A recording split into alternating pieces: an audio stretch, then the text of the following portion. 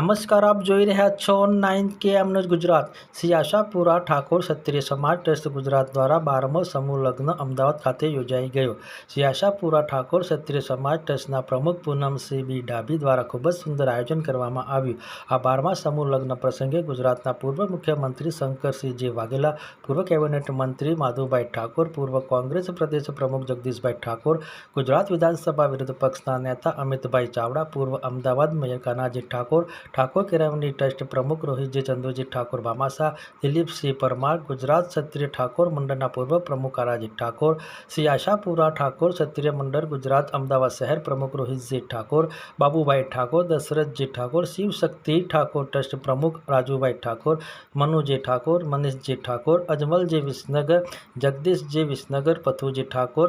શાંતાબેન ઠાકોર, રીનાબેન ઠાકોર, ગોપીબેન ઠાકોર, પૂનમબેન ઠાકોર, મીનાબેન ઠાકોર, મધુબેન ડાભી સહિત સામાજિક આગેવાનો ઉપસ્થિત રહી નવદંપતિને આશીર્વાદ આપ્યા। શ્રી આશાપુરા ઠાકોર ક્ષત્રિય સમાજ ટ્રસ્ટના 12મા સમૂહ લગ્નમાં કુલ 54 નવદંપતિએ પ્રભુતામાં પગલાં પાડ્યા।